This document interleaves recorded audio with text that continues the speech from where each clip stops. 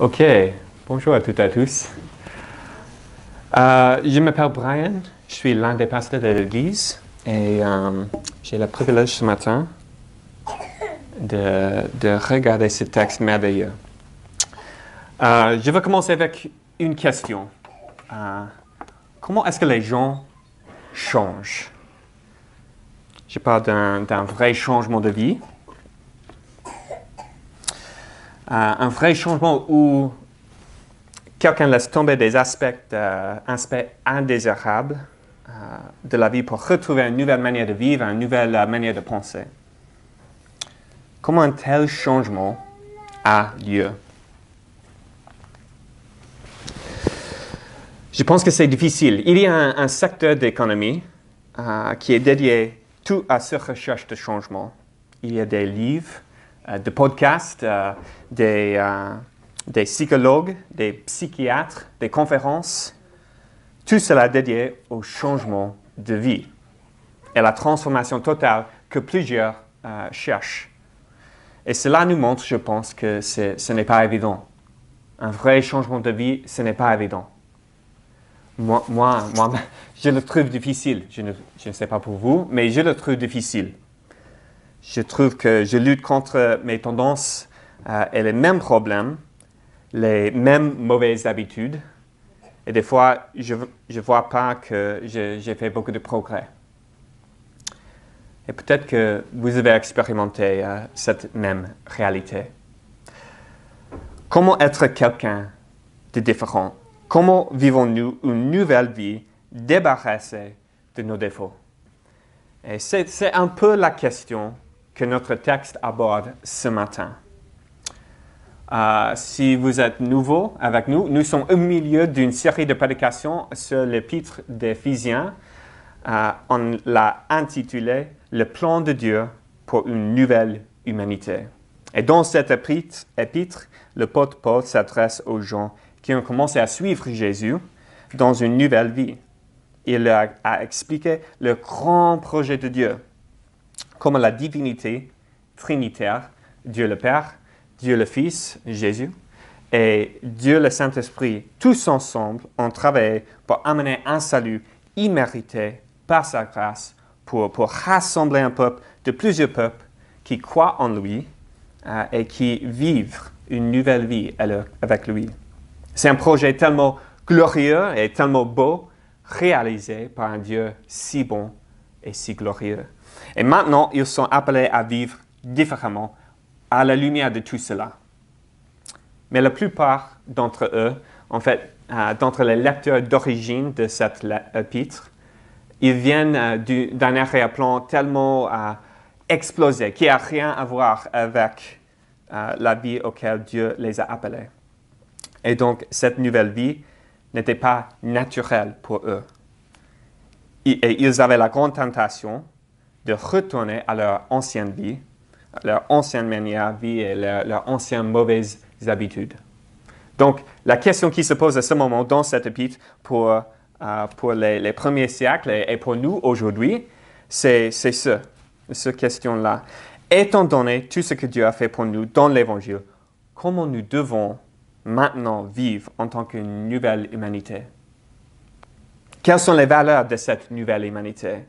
Et en quoi sont-elles différentes de celles de notre ancienne vie? Et comment ne pas retomber dans notre ancienne vie? Voilà. La réponse du texte, c'est que le vrai changement de vie est fondé sur un changement d'identité. Notre identité provenant de notre histoire dans l'Évangile et de notre relation avec Dieu. Ça, c'est la fondation de notre nouvelle vie. Et c'est là que se trouvent les valeurs de notre nouvelle vie. Donc, voici ce que nous allons explorer ce matin dans ce texte. On est commandé de « Soyez des imitateurs de Dieu » en verset 1. En marchant dans l'amour, verset 2 à 6. En marchant dans la lumière, verset 7 à 14. Et en marchant dans la sagesse, versets 15 à 21. Donc voilà notre sujet. Et on va commencer avec verset 1, avec ce commandement. audacieux d'imiter Dieu.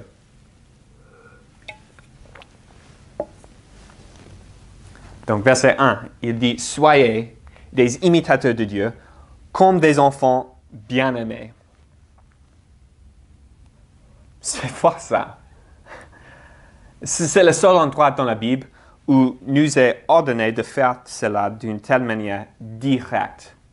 Soyez comme Dieu. Et c'est un peu fou, je pense.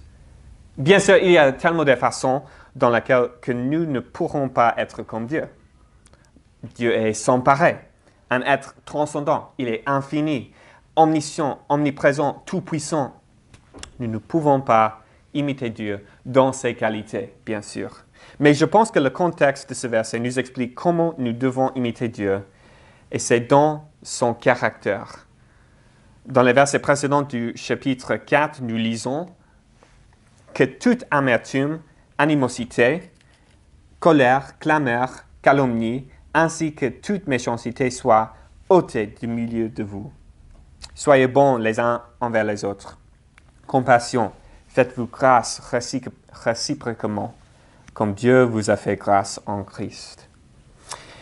Et puis il conclut avec cette partie, avec verset 1. Soyez donc les imitateurs de Dieu. Donc, en quoi doit-on imiter Dieu? En son pardon, sa compassion, sa bonté, sa miséricorde. Pour le chrétien, si on ne sait pas quoi faire ou comment se comporter, on a un exemple clair devant Dieu, devant nous.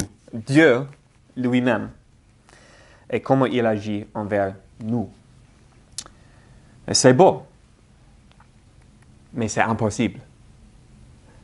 Il n'y a pas un principe d'un niveau plus haut, un changement si complet. Mais étant donné le caractère de Dieu, il ne nous laisse pas seuls. Il ne nous laisse pas un commandement si fort sans une aide, sans une grâce si puissante. Donc, on est à ce stade dans cet épître, dans le 5e chapitre. Jusqu'ici, Paul a passé son temps pour explorer d'une manière détaillée tout ce que Dieu a fait pour nous. Et puis maintenant, Paul passe à comment nous devons répondre à cela. Comme on dit souvent à l'Église Saint-Lazare, la Bible est principalement un livre sur Dieu et ce qu'il a fait. Et du coup, la vie chrétienne est une vie principalement basée et motivée par qui est Dieu et qu'il a fait pour nous, ce qu'il a fait pour nous. Donc, Dieu veut d'abord que nous connaissions la grandeur de son amour pour nous avant de nous demander la moindre des choses. Dieu fait le premier pas, voire les premiers milliers de pas dans sa relation avec nous. Du coup, l'impératif de Paul de « Soyez donc les imitateurs de Dieu » et tous les commandements suivants dans ce passage sont liés à deux réalités de nous grâce à l'Évangile. On voit ces indicatifs. Notre histoire grâce à l'Évangile. Tous les commandements sont liés à ça et notre identité dans l'Évangile. Nous sommes appelés à être comme Dieu parce que Dieu nous a fait grâce en Christ. C'est notre histoire qui façonne comment nous agissons aujourd'hui. Et nous sommes appelés à être comme Dieu parce que nous avons une nouvelle identité dans l'Évangile. Nous sommes des enfants de lui-même, Dieu lui-même maintenant. C'est comme Paul a dit en chapitre 1, versets 4 à 6. Il a dit, dans son amour, il nous a prédestinés par Jésus-Christ à être adoptés selon le dessein bienveillant de sa volonté, pour célébrer la gloire de sa grâce qu'il nous a accordée en son bien-aimé. C'est notre nouvelle identité. L'auteur américain James Clear, dans son livre « Habitudes atomiques », qui explore la science du changement, James parle de l'importance d'un changement identitaire primordial. Il écrit « Imaginez deux fumeurs qui essaient d'arrêter de fumer. Lorsqu'on leur propose une cigarette, l'un dit « Non merci, j'essaie d'arrêter ». Il croit qu'il est un fumeur qui essaie autre chose. La réponse de l'autre fumeur est « Non merci, je ne fume pas, cette personne a changé d'identité de fumeur à non-fumeur. Donc, pour ceux qui sont en Christ, nous avons une nouvelle identité qui détermine notre comportement. Nous sommes des enfants de Dieu. Soyez des imitateurs de Dieu. Pardon. Et il dit cela et on peut se demander pourquoi, comment. Parce que vous avez expérimenté un tel amour et parce que vous êtes les enfants bien-aimés de Dieu, votre Père.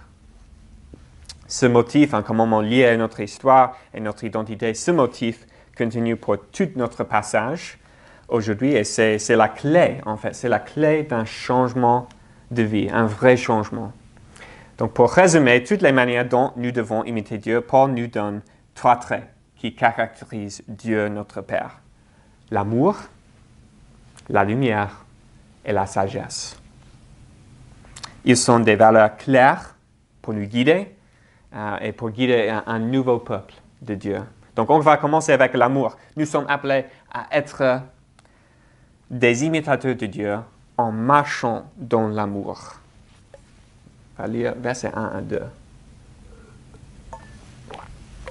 Soyez donc les imitateurs de Dieu, comme des enfants bien-aimés, et marchez dans l'amour, de même que le Christ nous a aimés et s'est livré lui-même pour nous en offrande et en sacrifice comme un parfum de bonne odeur. Paul nous donne l'exemple par excellence de l'amour de Dieu dans l'évangile de Jésus. L'amour exprimé par l'abnégation de Jésus sur la croix. Jésus a donné sa vie pour nous en mourant à notre place pour notre péché, pour nous libérer du péché et de la colère, la juste colère de Dieu. Mais voici que nous voyons que ce sacrifice de lui-même était aussi un don à Dieu. Paul cite Psaume 40, verset 7, et fait référence au système sacrificiel d'Israël dans l'Ancien Testament, dans lequel des animaux et du grain étaient immolés pour Dieu. Ces sacrifices servaient plusieurs buts pour le peuple de Dieu à cette époque, mais la phrase « comme un parfum de bonne odeur » était utilisée d'indiquer que cela était agréable à Dieu. L'odeur d'un agneau immolé par le feu, c'était l'odeur d'un cœur prêt à se donner, à se confier à Dieu, même quand ça coûte. Le sacrifice de lui-même par Jésus était un sacrifice plein d'amour pour le Père et pour nous. Ce type d'amour qui coûte cher, c'est le vrai amour. C'est l'exemple de type d'amour que nous sommes appelés à montrer envers les autres, l'un vers les autres.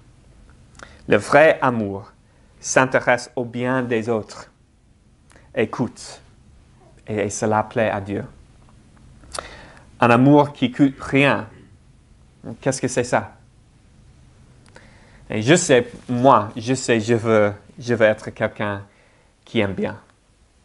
Et j'imagine que vous aussi. Mais je trouve que je suis souvent loin de cela.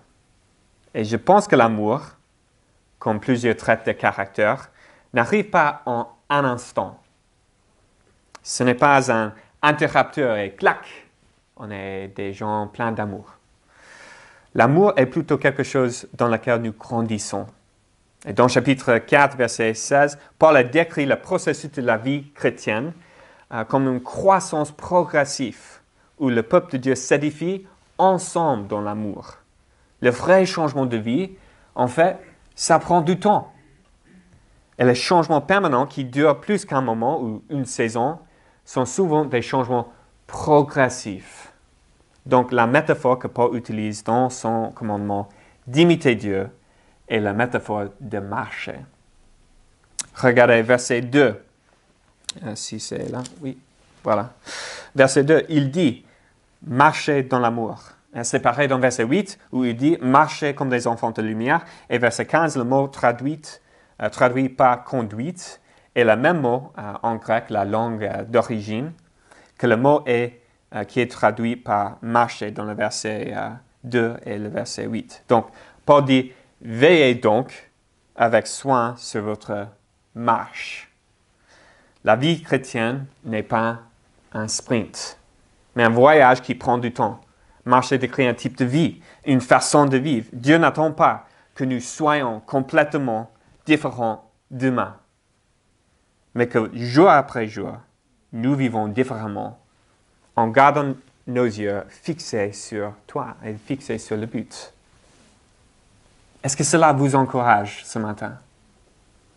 On a un appel à être parfait comme notre Dieu, notre Père, mais nous arrivons là en marchant.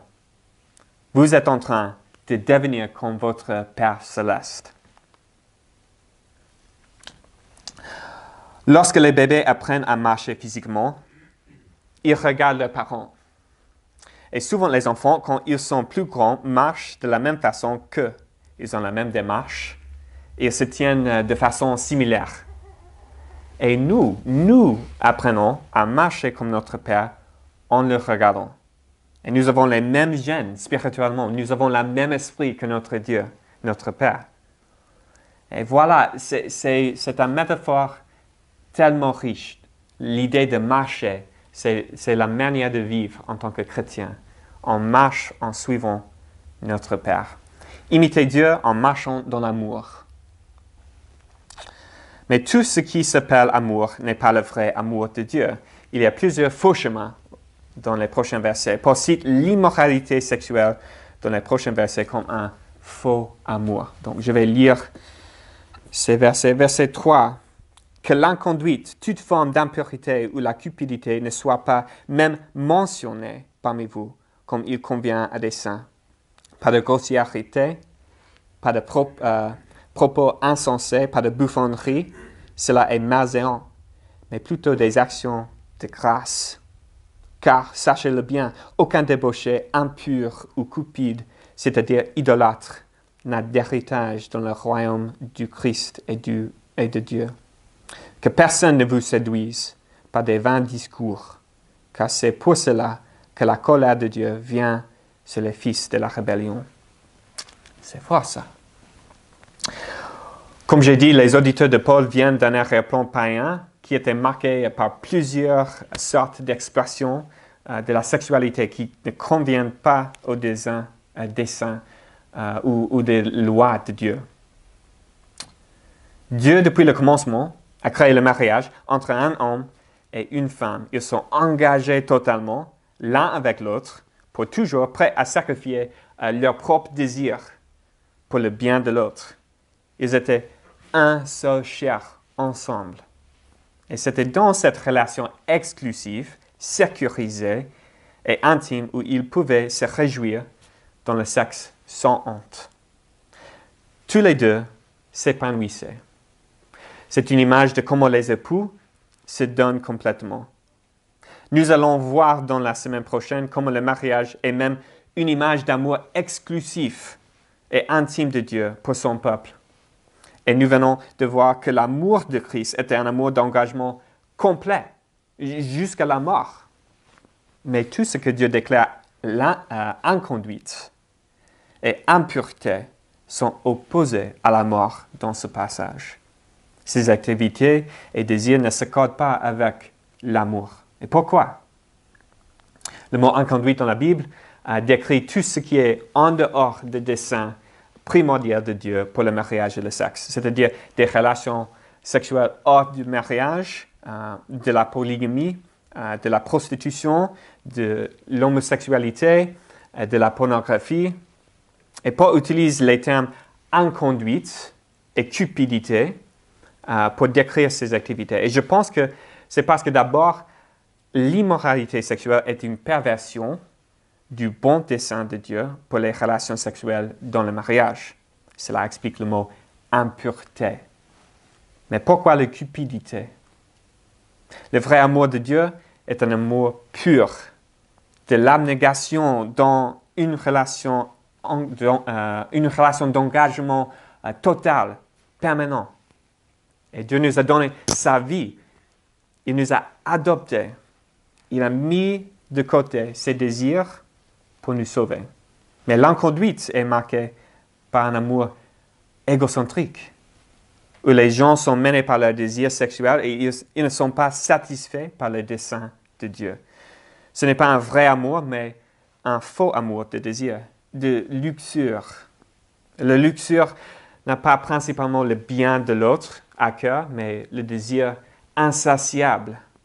La luxure et le vrai amour sacrificiel de Dieu n'ont rien à voir. L'impureté amène à se moquer du sexe en verset 4. Si nous avons perdu le respect pour le dessein du sexe, nous commençons à le traiter légèrement.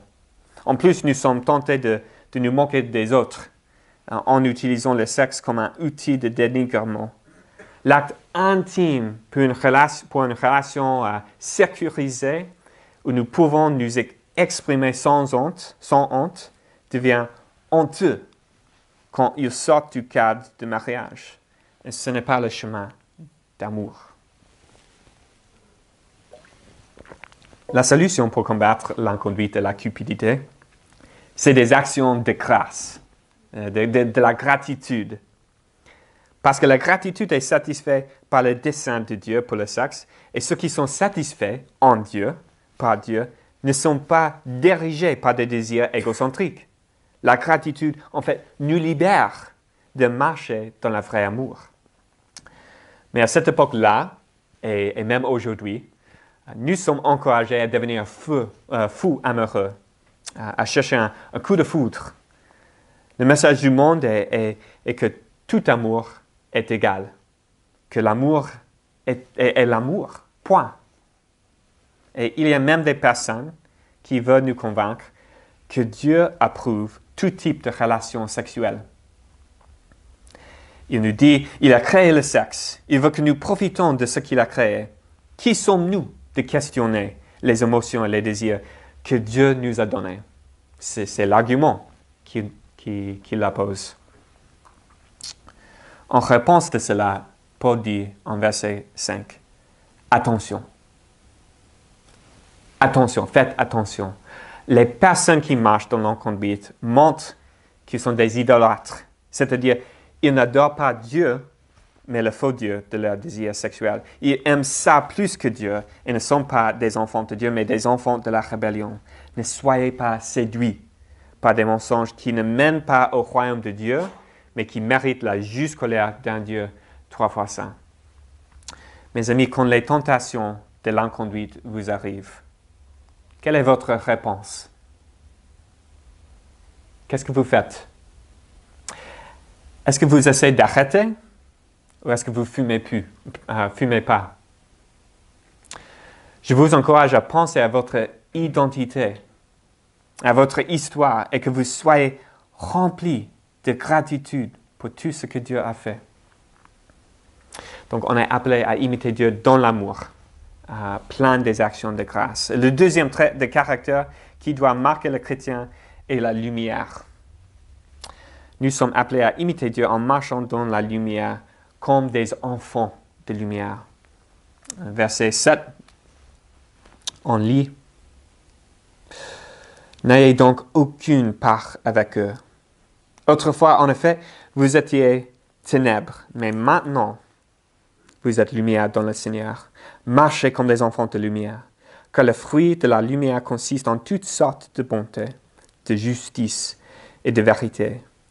Examinez ce qui est agréable au Seigneur et n'ayez rien de commun avec les œuvres stériles des ténèbres, mais plutôt dénoncez-les. En effet, ce que ces gens font en secret, il est honteux, même d'en parler. Mais tout cela, une fois dénoncé, apparaît à la lumière. Car tout ce qui apparaît est lumière. C'est pourquoi il est dit, « Réveille-toi, toi qui dors. Relève-toi d'entre les morts, et le Christ resplendira sur toi. » En donnant son avertissement contre l'immoralité sexuelle, Paul passe du sujet de l'amour au sujet de la lumière. Il dit qu'il vient d'un arrière-plan marqué par les ténèbres, mais maintenant ils sont lumière dans Jésus, des enfants de lumière. Et comme Timothée a expliqué la semaine dernière, dans les ténèbres, nous sommes aveugles de la gravité de nos péchés, de ce qu'on fait.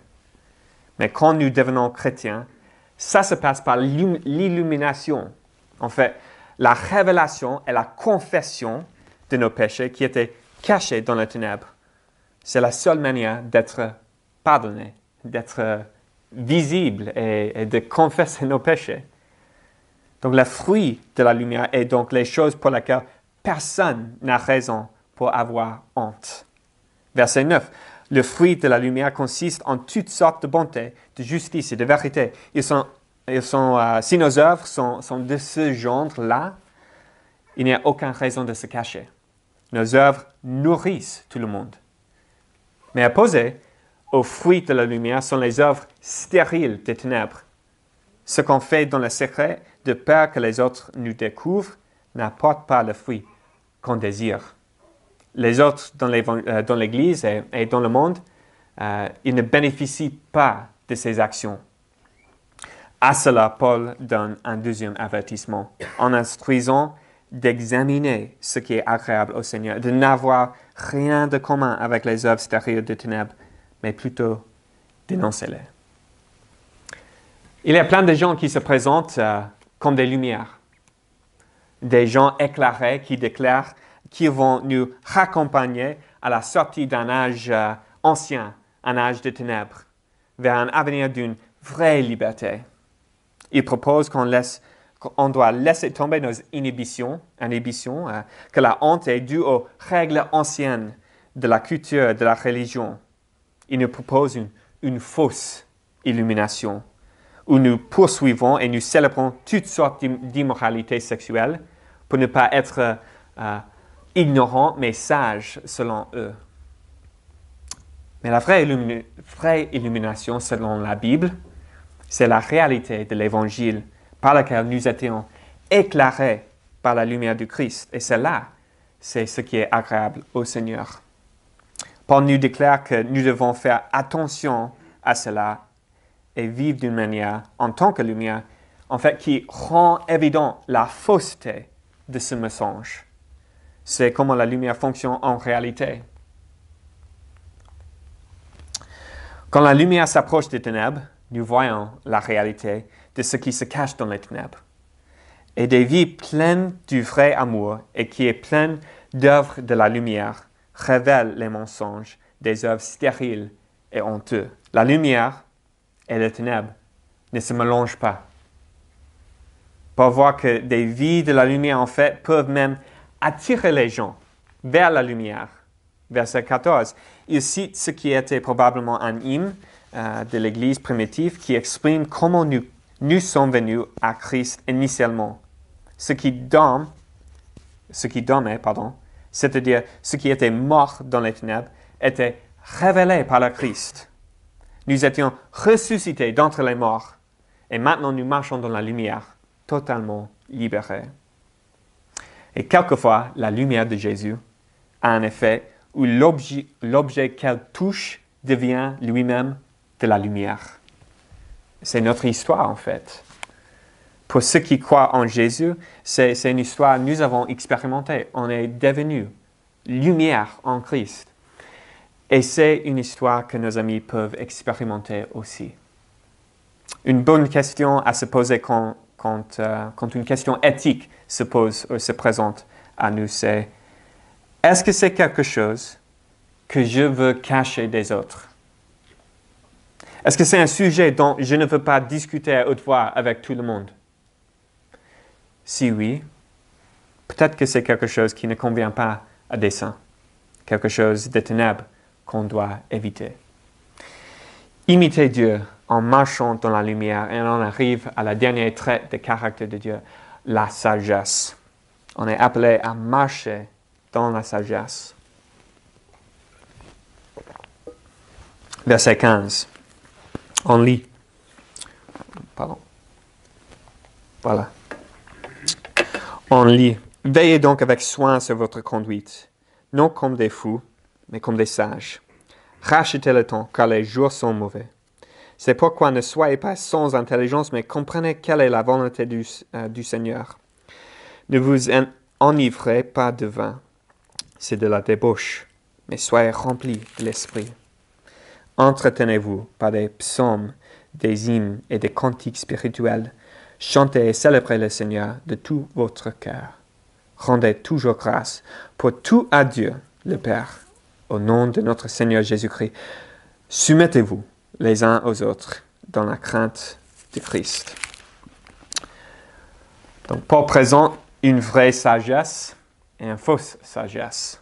Et il nous appelle à veiller avec soin sur notre marche pour être sûr que c'est dans la vraie sagesse de Dieu qu'on marche. Verset 16, il nous dit que la vraie sagesse ne gaspille pas le temps parce que les jours sont mauvais. La tendance générale du monde, c'est d'ignorer de la réalité de la mort. La tendance, en fait, on nous dit que le monde est beau et que les gens sont bons en général et que la vie est à nous pour simplement bien profiter. On nous dit que c'est les gens qui veulent nous dire comment vivre. C'est eux qui veulent tout gâcher. Mais ceux qui sont sages reconnaissent que notre vie vient de Dieu et que Dieu nous a, selon Ephésiens 2, verset 10, il dit que Dieu nous a prédestinés à être sauvés pour marcher dans les œuvres bonnes que Dieu a préparées d'avance afin que nous les pratiquions. Les sages reconnaissent que la vie est courte et que le monde est brisé. Le monde est plein de mensonges et plein de la méchanceté. Et nous avons un moment pour faire le bien, pour être des lumières là-dedans. Verset 17, Paul nous dit que l'intelligence la plus importante, c'est le savoir de la volonté du Seigneur, c'est-à-dire l'Évangile. Nous vivons dans l'âge d'information et de l'Internet, l'époque la plus éduquée depuis jamais. Nous avons besoin d'avoir plusieurs diplômes pour être réussis et vivre une belle vie. Ce n'est que les gens avec un QI très haut qui peuvent grimper les échelons et changer le monde. Mais Paul nous dit que la vraie intelligence est la compréhension de la volonté du Seigneur, comme il dit en chapitre 1, verset 9. Il nous dit, « Il nous a fait connaître le mystère de sa volonté, le dessein bienveillant qui s'était proposé en lui, pour l'exécuter quand les temps seraient accomplis, réunir sous un seul chef, le Christ, tout ce qui est dans les cieux et ce qui est sur la terre. » Les amis, je veux être franche. On s'en fout de votre éducation et de votre intelligence si vous ne comprenez pas le grand projet de Dieu. Il y a plein de gens intelligents dans ce monde qui ne savent pas d'où ils viennent, qui ils sont, pourquoi ils sont là et où ils vont après. Et il y a plein de gens qui se disent agnostiques. Ça veut dire qu'ils ne savent pas. Et ils ne sont pas intelligents sur ce qui compte. Et du coup, ils sont fous en réalité.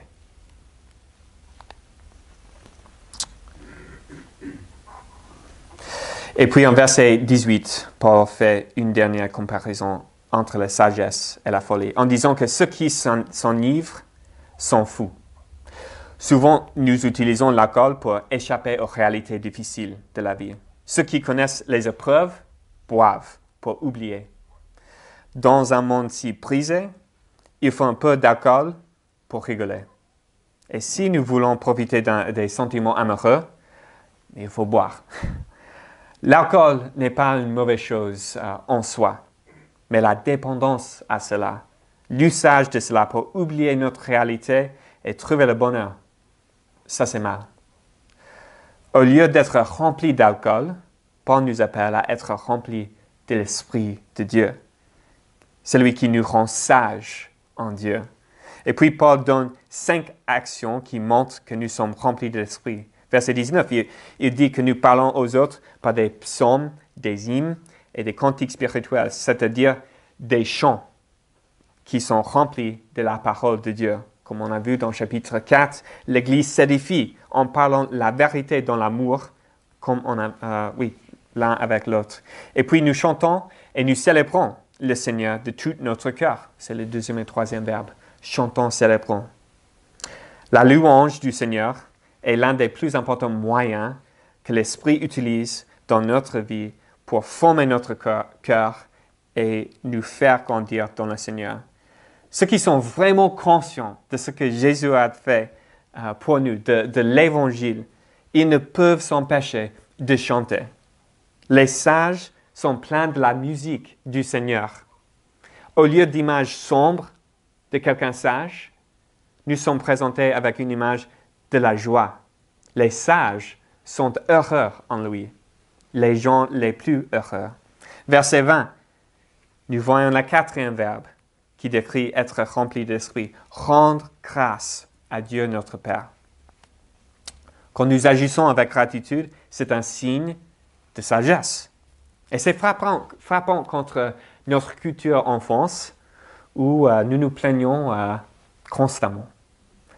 J'ai l'impression que plus nous sommes conscients de comment la société fonctionne, comment les politiciens agissent, etc., le plus nous nous plaignons.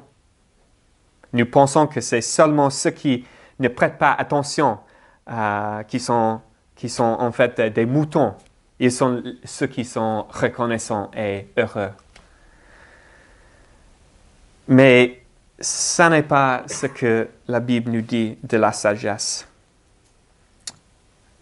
Si on est conscient de notre réalité en Dieu, notre histoire en Dieu, c'est frais dans notre cœur, ça change tout. Et cela est plus important que toutes les mauvaises nouvelles, toutes les actualités mauvaises dans le monde. Nous sommes des gens vraiment sages parce que nous sommes reconnaissants et conscients de la grande angle de Dieu, la réalité qui se passe maintenant dans l'histoire. Donc finalement, verset 21, ceux qui sont remplis de l'Esprit se soumettent les uns aux autres dans la crainte de Christ. Notre culture nous dit que la soumission, c'est pour les fous. Les sages se libèrent de toute autorité parce qu'ils ne confient à personne. Encore, des moutons. Ils sont des moutons qui soumettent. Et donc, ce qu'on voit dans l'Évangile, c'est la vraie sagesse. Les vrais sages savent que Christ règne au-dessus de toute autorité et principauté du monde. Et il prend soin des siens. Nous sommes appelés à nous soumettre à lui, notre Seigneur. Et cela a des implications dans les relations du monde aussi. Donc, dans la partie suivante, Paul va parler d'où la soumission est exprimée pour la gloire de Dieu, pour notre bien. Il commence en fait en parlant de la soumission des femmes au mari. Donc, si c'est un sujet chaud qui vous intéresse, je vous suggère de venir la semaine prochaine quand Étienne reprend le sujet. Voilà, les amis, une feuille de route pour comment vivre en tant qu'une nouvelle humanité en Christ.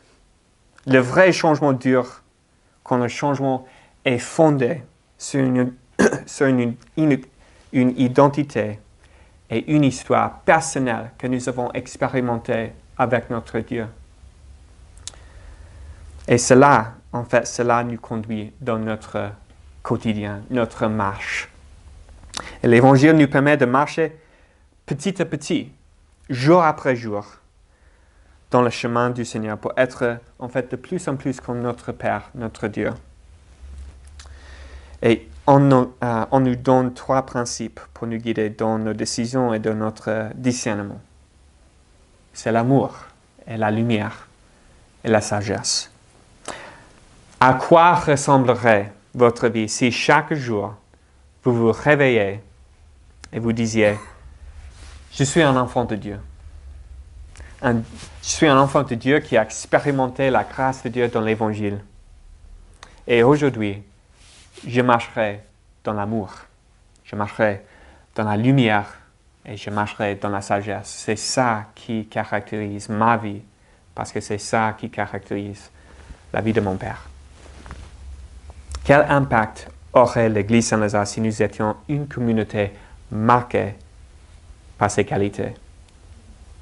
J'imagine que Paris serait de plus en plus une ville, la ville d'un vrai amour, la ville de la vraie lumière, la ville d'une sagesse, une vraie sagesse dans le Seigneur. Je vais prier.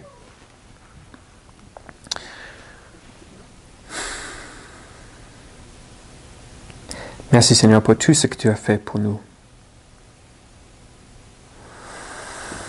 Nous voulons être comme toi, plein d'amour, rempli de lumière et sage, un peuple sage. Aide-nous à marcher dans ta voie. Montre-nous comment nous sommes tentés de retourner à notre ancienne vie et aide-nous à discerner comment cela est vraiment une fausse réalité.